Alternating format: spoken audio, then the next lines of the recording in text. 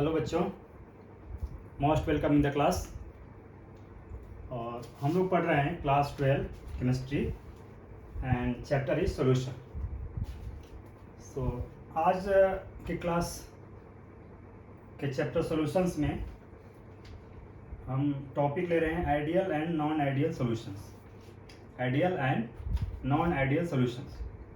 Ideal and non ideal solutions हम देखेंगे liquid in liquid solution में, यानी कि लिक्विड सॉल्यूशन और उसमें सॉल्यूट भी लिक्विड होगा। तो उस तरह के सॉल्यूशंस में हम देखेंगे कि आइडियल और नॉन आइडियल सॉल्यूशन किसे कहते हैं। सो सबसे पहले आइडियल सॉल्यूशन। सबसे पहले आइडियल सॉल्यूशंस। इसमें हम वो एग्जांपल ले रहे हैं जो लिक्विड सॉल्यूट भी लिक्विड है और सॉल्वेंट भी लिक्विड है, यानी liquid in liquid solution. So ideal solutions, the solutions which obey the Raoult's law under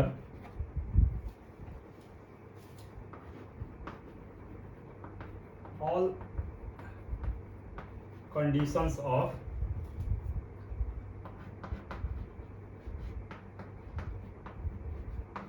of temperature and concentration.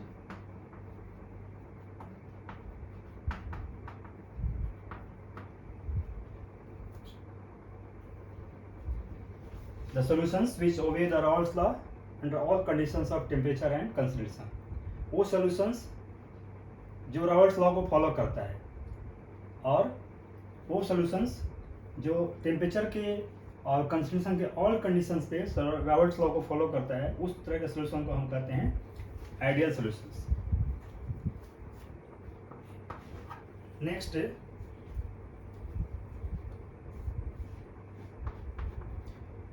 In ideal solutions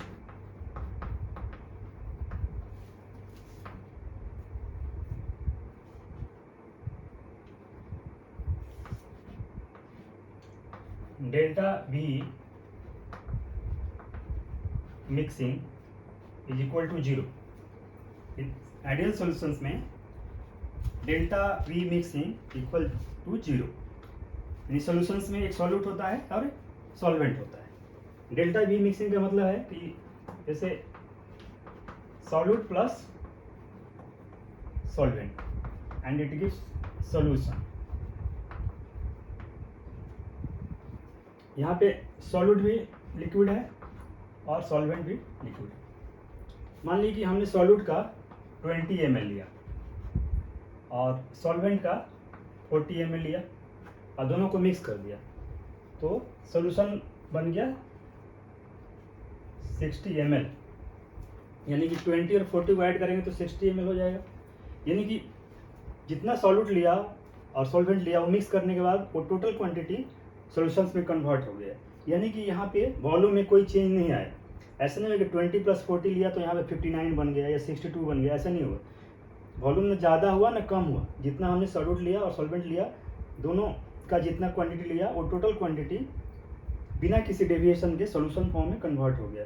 it means कि यहाँ पे डेल्टा V यानी कि चेंज इन वॉल्यूम 0 है। तो उस तरह के सॉल्यूशन में जहाँ पे चेंज इन वॉल्यूम इज 0, यानी डेल्टा V मिक्सिंग इक्वल 0, उस तरह के सॉल्यूशन को हम आइडियल सॉल्यूशंस कहते हैं। And third point is in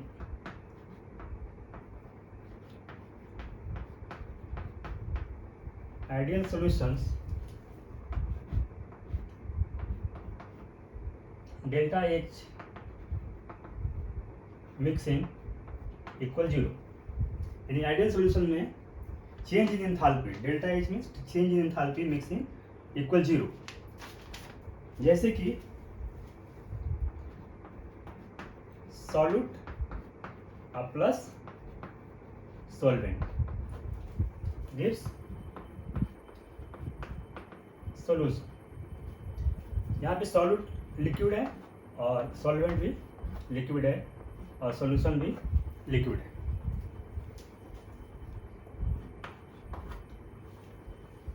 मान लीजिए कि सॉल्यूट का टेम्परेचर 100 डिग्री सेल्सियस है और सॉल्वेंट का टेम्परेचर भी 100 डिग्री सेल्सियस है.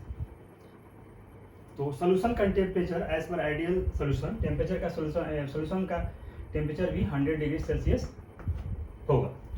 यानी कि यहाँ पे चेंज इन एंथैल्पी नहीं होगा. यानी जितना टेम्परेचर सॉल्यूट का होगा और जो भी टेम्परेचर सॉल्वेंट का, दोनों के मिक्स करने के बाद सॉल्यूशन का भी टेम्परेचर उतना ही होना चाहिए. सॉल्यूट और सॉल्वेंट को मिक्स करने के बाद जो टेम्परेचर सॉल्यूट और सॉल्वेंट का है वही टेम्परेचर सॉल्यूशन का होना चाहिए. यानी कि change in enthalpy should be 0.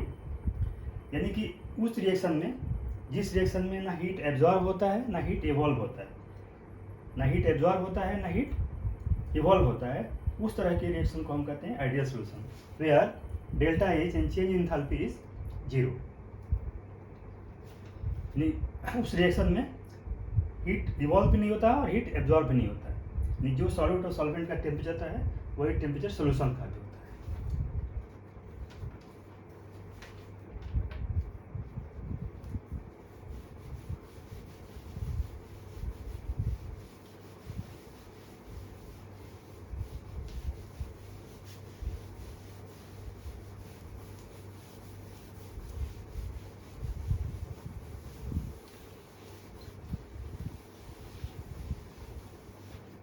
अब इसका देखते हैं कि ऐसा क्यों होता है.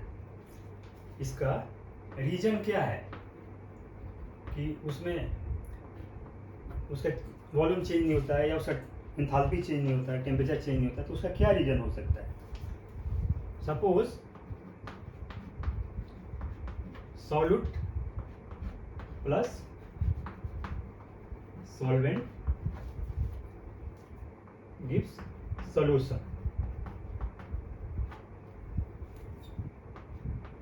यदि सॉल्यूट को हम ए मान लें और सॉल्वेंट को बी, तो ये इस तरह से कुछ हो सकता है ए बी. और ये कह सकते हैं कि सॉल्यूट के जो मॉलिक्यूल हैं,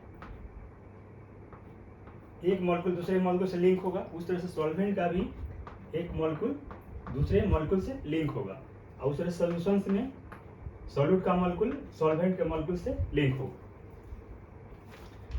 अब यहाँ पे सॉल्यूट का एक मॉलिक्यूल सॉल्यूट के दूसरे मॉलिक्यूल से लिंक है, तो इसके बीच इंटरमॉलिक्यूलर फोर्स ऑफ अट्रैक्शन होगा. उस तरह से सॉल्वेंट के मॉलिक्यूल या बीच में भी इंटर मॉलिक्यूल अट्रैक्शन होगा और यहाँ पे सॉल्यूशंस में भी होगा.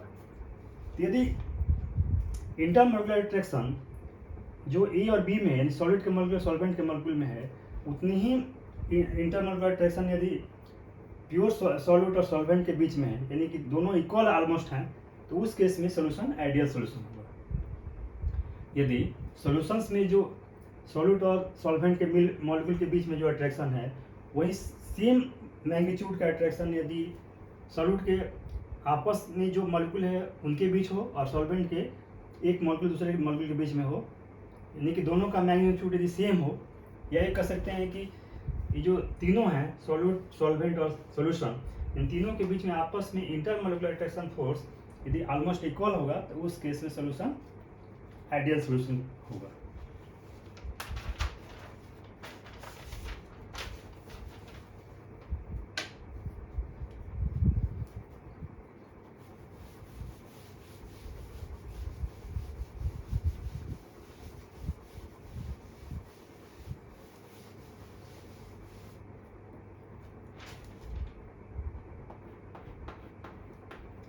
नॉन आइडियल सॉल्यूशंस हमने पढ़ा आइडियल सॉल्यूशन, अब non ideal solution. So non ideal solution में first is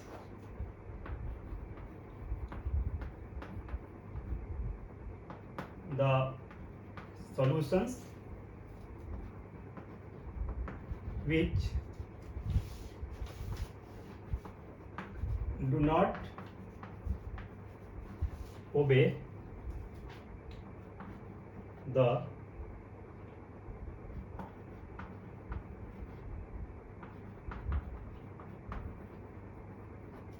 Raoult's law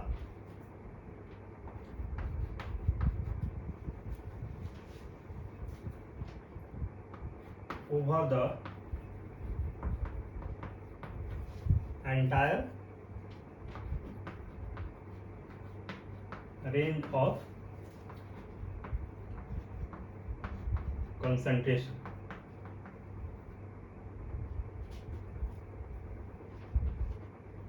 The solutions which do not obey the Raoult's law over the entire range of concentration, यानी कि solution बनाने में जो solute और सॉल्वेंट का जो कंसंट्रेशन हम डिफरेंट चेंज करके जो बनाते हैं, उसमें सारे कंसंट्रेशन के रेंज पे वैसे सॉल्यूशन जो राउल्ट्स लॉ को ओबे नहीं करते हैं, यानी कहीं ना कहीं किसी न किसी कंसंट्रेशन पे राउल्ट्स लॉ को ओबे नहीं करते हैं, तो उस तरह के सॉल्यूशन को हम नॉन आइडियल सॉल्यूशन बोलते हैं. The solutions which do not obey the Raoult's law over the entire range of concentration are called non ideal solutions. Non ideal solutions में इन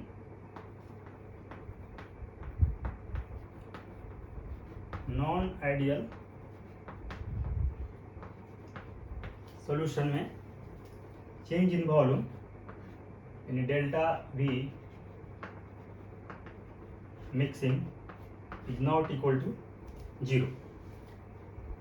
In non-ideal solution, change in volume delta V mixing is not equal to 0. And third is in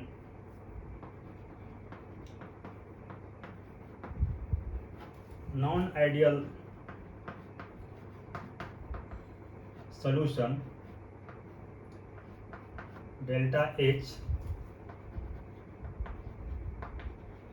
mixing is also not equal to 0. So not ideal solution, those solutions which do not obey the Raoult's law over the entire range of concentration. तीसरा, in non-ideal solutions change in volume is not equal to 0.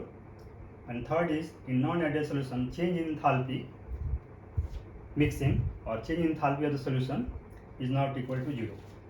So उसको हम non ideal solutions बोलते हैं.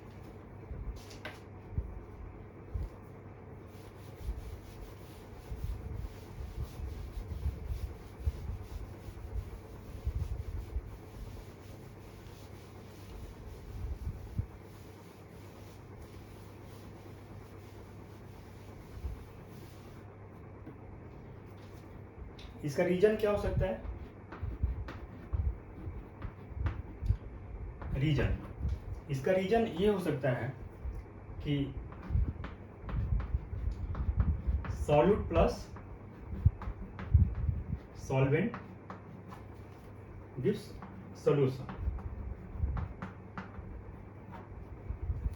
Suppose solute A है and B solvent और solution is AB. तो सॉल्यूट में एक मॉलिक्यूल दूसरे मॉलिक्यूल से लिंक होगा, दूसरे सॉल्वेंट में भी एक मॉलिक्यूल दूसरे मॉलिक्यूल से लिंक होगा, और सॉल्यूशंस में मान लीजिए कि सॉल्यूट का एक मॉलिक्यूल सॉल्वेंट के एक मॉलिक्यूल से लिंक.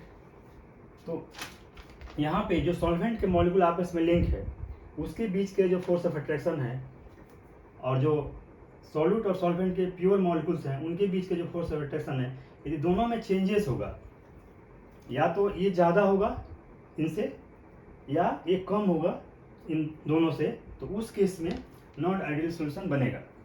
यानी कि फोर्स ऑफ अट्रैक्शन यदि चेंजेस होगा सॉल्यूशंस में, सॉल्यूट और सॉल्वेंट में, तो नॉन आइडियल सॉल्यूशन बनेगा.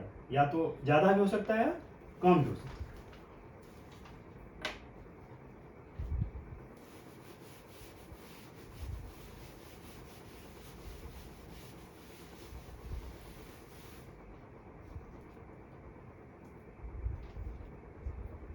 अब नॉन आइडियल सॉल्यूशंस दो तरह का होता है। नॉन आइडियल सॉल्यूशन दो तरह का होता है। Non ideal solution first is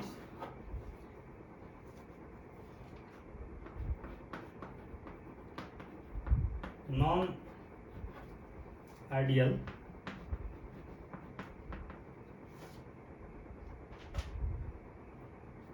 solutions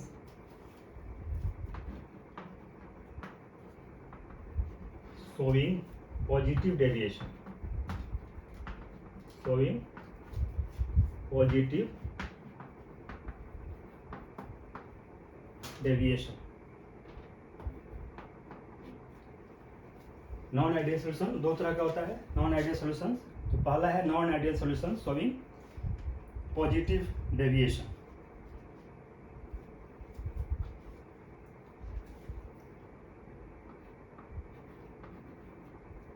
The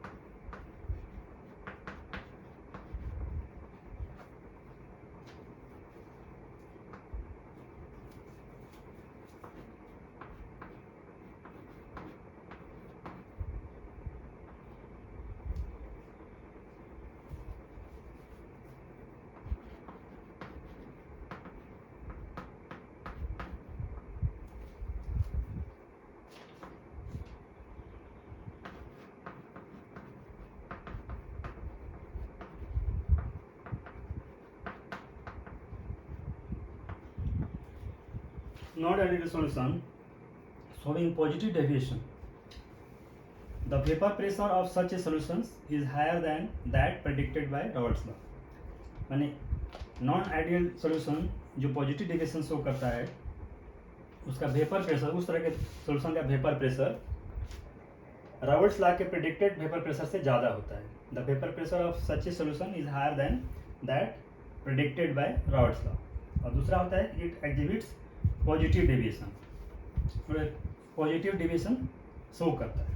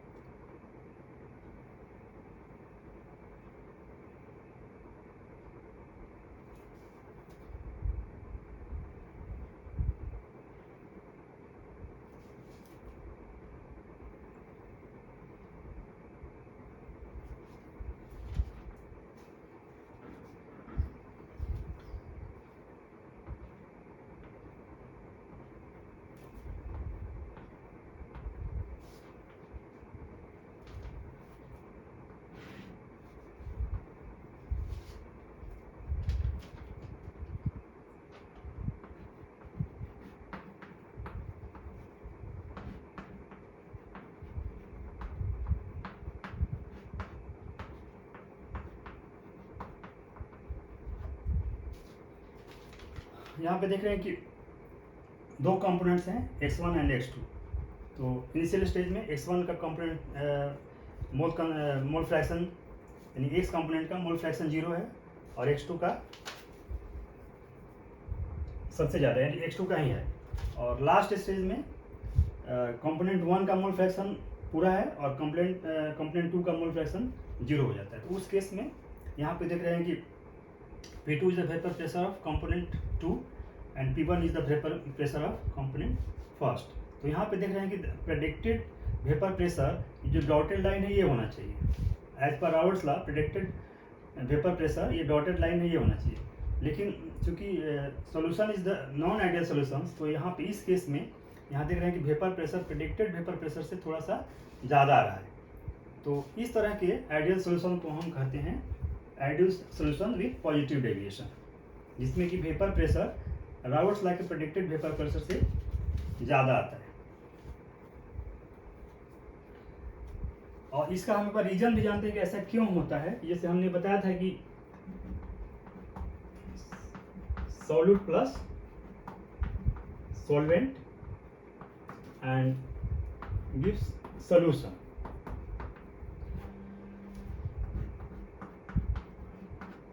और यहाँ पे सॉल्यूशन का एक मॉलिक्यूल दूसरे मॉलिक्यूल से लिंक है और यहाँ पे सॉल्यूशन में ये बी से लिंक है। तो यहाँ पे देख रहे हैं कि यदि ये जो सॉल्यूशन में जो सॉल्यूट का एक मॉलिक्यूल सॉल्वेंट के बी मॉलिक्यूल से जो लिंक है, इसके बीच का जो इंटरमॉलिक्यूलर फोर्स ऑफ अट्रैक्शन है यदि वीक होगा in comparison to solute and solvent, यदि ये वीक होगा तो बहुत आसानी से टूट जाएगा। यदि वीक होगा तो आसानी से जब टूटेगा तो ये जल्दी ही लिक्विड से वेपर फेज में कन्वर्ट हो जाएगा। यानी कि सॉल्यूशन के केस में यदि उसके मॉलिक्यूल के बीच में जो इंटरमॉलिक्यूलर फोर्स ऑफ अट्रैक्शन यदि वीक होगा, कमजोर होगा, तो उस केस में ये जल्दी आसानी से टूट जाएगा और लिक्विड से वेपर में कन्वर्ट हो जाएगा, जिसकी वजह से इस केस में वेपर प्रेशर बढ़ जाता है। So this is the reason.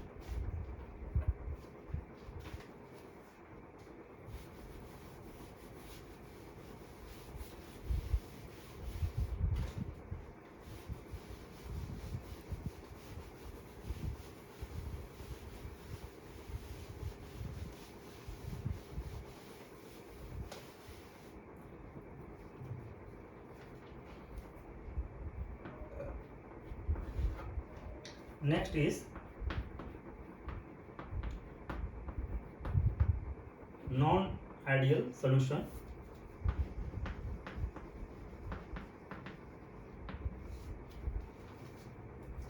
Showing negative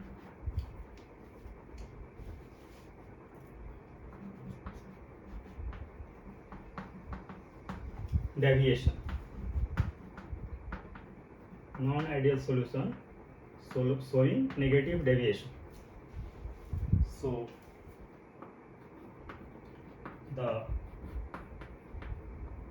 vapor pressure of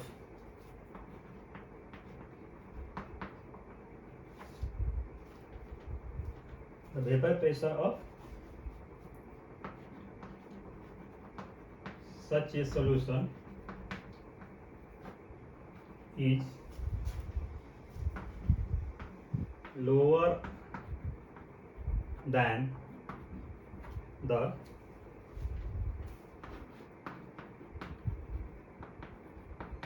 predicted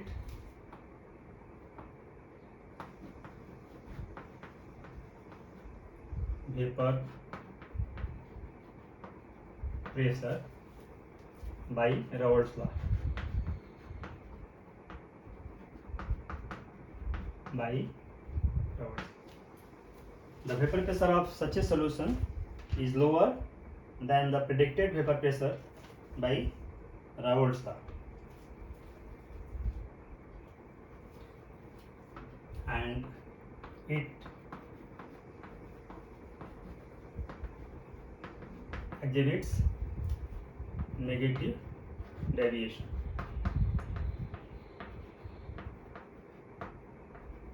means non-ideal solution exhibits negative deviation.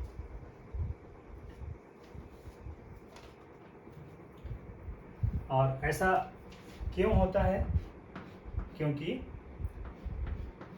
जैसे सॉल्यूट का ए मॉलिक्यूल दूसरे ए मॉलिक्यूल से लिंक हो और सॉल्वेंट का भी बी मॉलिक्यूल दूसरे बी मॉलिक्यूल से लिंक है, तो सॉल्यूशन के केस में ए बी से सपोज लिंक है और वहाँ पे यदि ए और बी के बीच का जो इंटरमोलर फोर्स ऑफ अट्रैक्शन यदि स्ट्रांग होगा तो ये आसानी से लिक्विड से वेपर में कन्वर्ट नहीं होगा।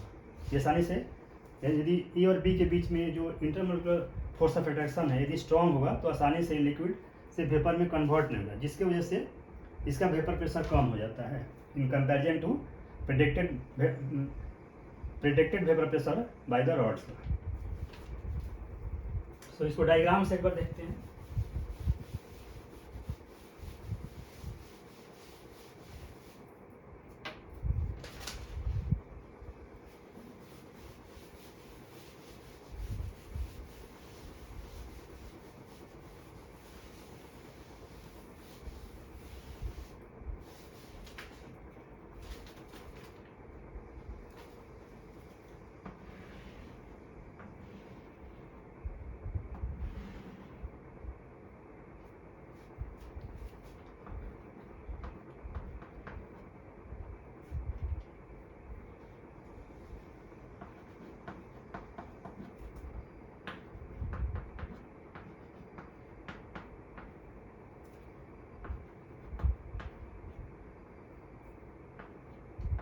This is the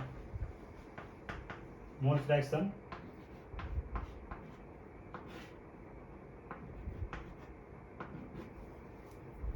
Here is the vapor pressure. Vapor pressure.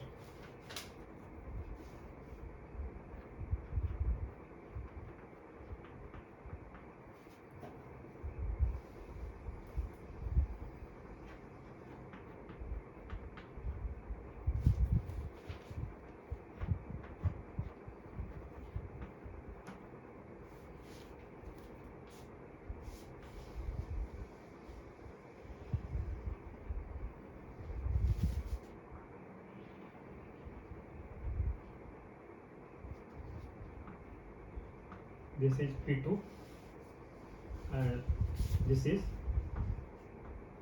P1.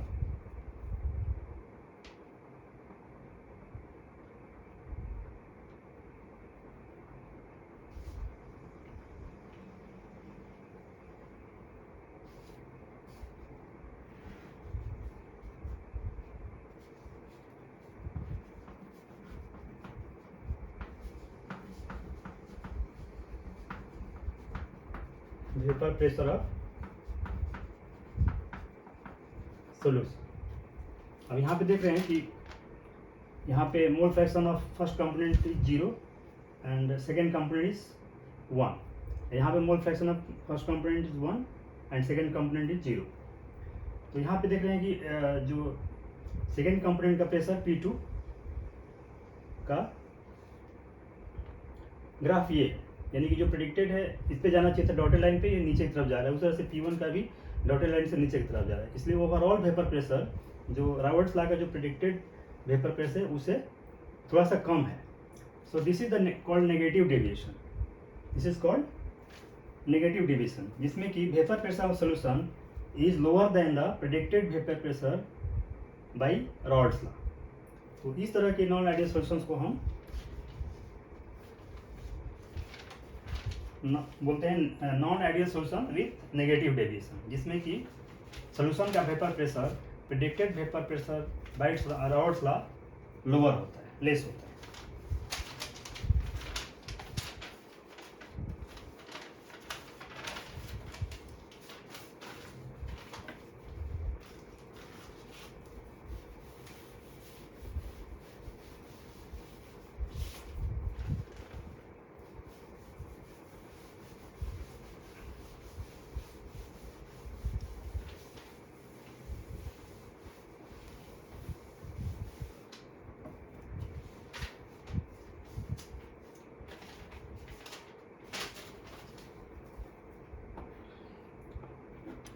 Next topic है azeotropes.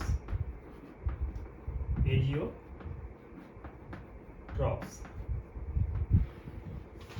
So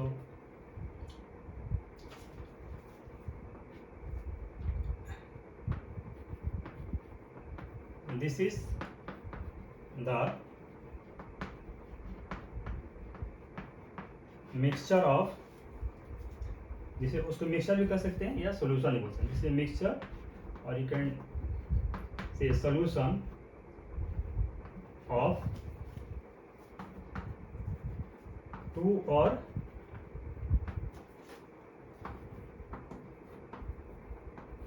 more liquids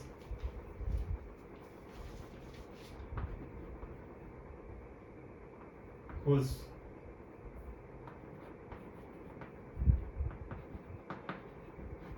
boiling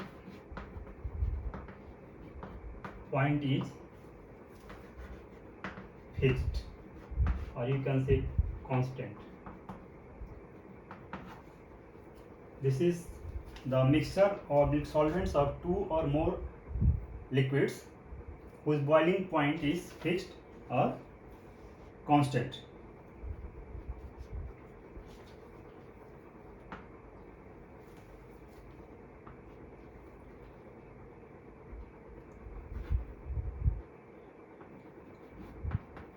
Composition of azeotrophs are same in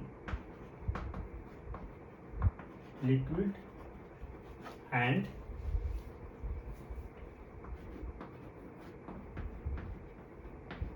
vapour state, यानी कि जो एजियोट्रॉप्स होता है उसका कंपोजिशन लिक्विड स्टेट में भी और वेपर स्टेट में दोनों में सेम होता है।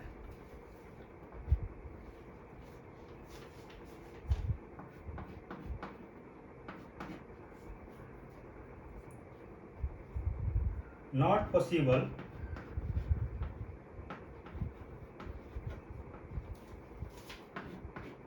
to separate the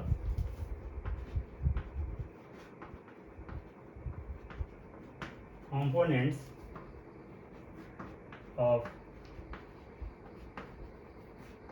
azeotrophs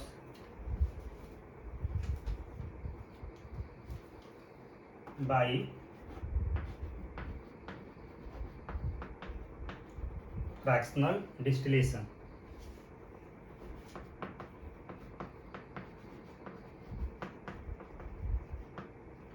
Not possible to separate components of azeotrophs by by fractional distillation और simple distillation, यानी कि एजियोट्रॉप्स में दो या दो से ज़्यादा लिक्विड के मिलने से बनता है, तो उनके लिक्विड को आपस में हम यानी उनके कंपोनेंट्स को हम आपस में फ्रैक्शनल डिस्टिलेशन से सेपरेट उसको नहीं कर सकते।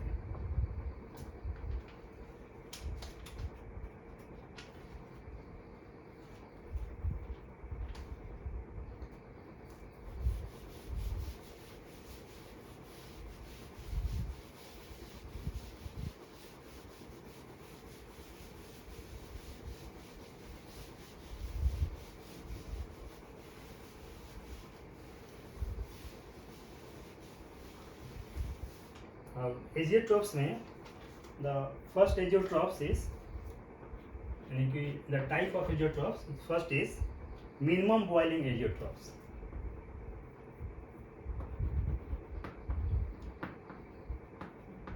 Minimum boiling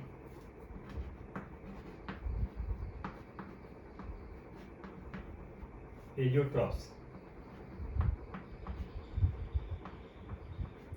minimum boiling azeotropes क्या होता है, तो एग्जाम्पल से हम इसको समझते हैं कि water and plus ethyl alcohol C2H5OH और इसको मिलाने से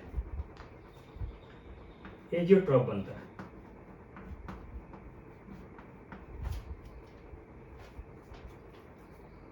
या इसको कहते हैं सॉल्यूशन बनेगा, जिसको हम कहेंगे एजियोट्रॉप या मिक्सचर बनेगा।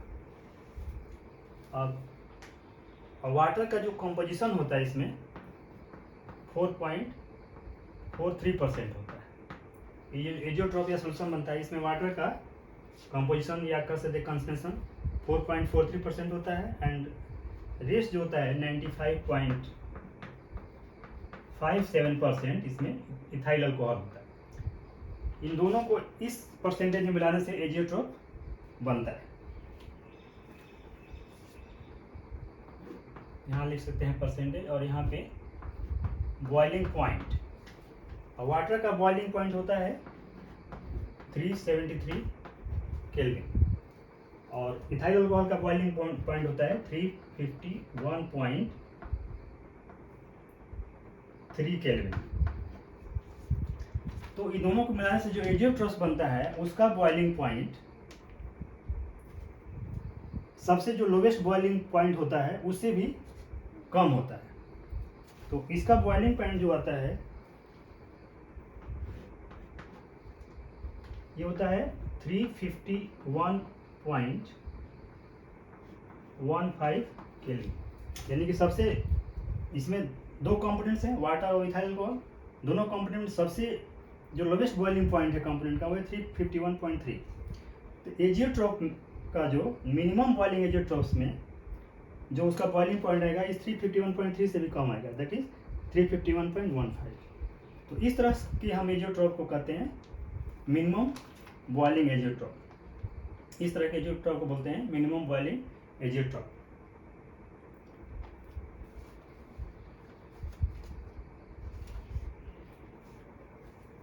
और एक पर्टिकुलर कंपोजिशन पे ही ये एजियोट्रॉप बनाता है। जैसे वाटर यदि 4.43% लेते हैं और इथाइल अल्कोहल 95.53% लेते हैं तो एजियोट्रॉप बनता है। इस तरह के एजियोट्रॉप को बोलते हैं minimum boiling azeotropes. Minimum boiling azeotrope इसलिए बोलते हैं क्योंकि उसके कंपोनेंट का जो सबसे लोवेस्ट बॉइलिंग पॉइंट होता है उससे भी कम बॉइलिंग पॉइंट एजियोट्रॉप का आता है, इसलिए इसको बोलते हैं minimum boiling azeotrope.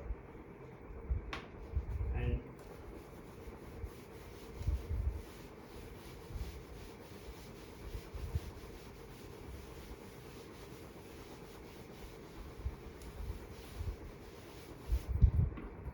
Next is azeotrope का हमने पहले बताया कि it's a minimum boiling azeotrope, and second is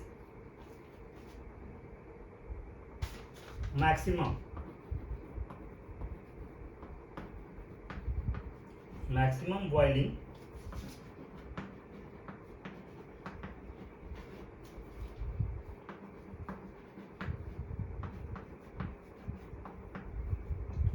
azeotropes. Example के लिए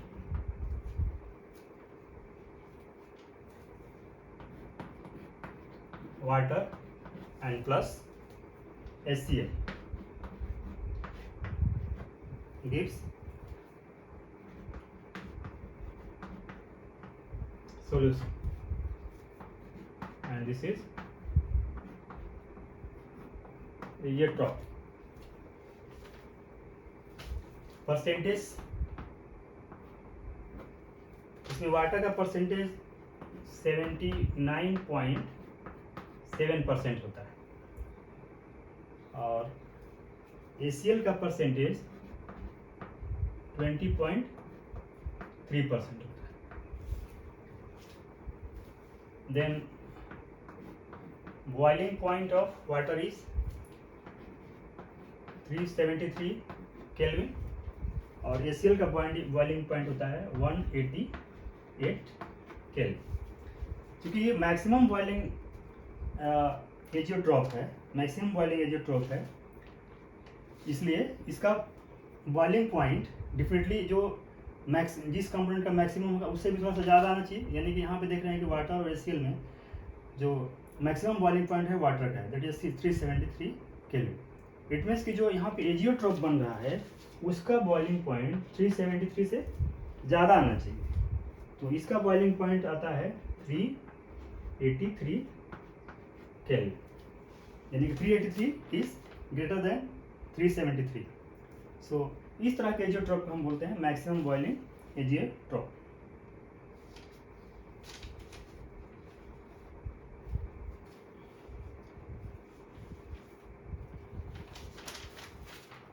तो आज का क्लास यहीं समाप्त किया जाता है, और इस चैप्टर के जो बाकी टॉपिक हैं हम अगले क्लास में बताएंगे। ध्यान से सुनने और देखने के थैंक यू वेरी मच।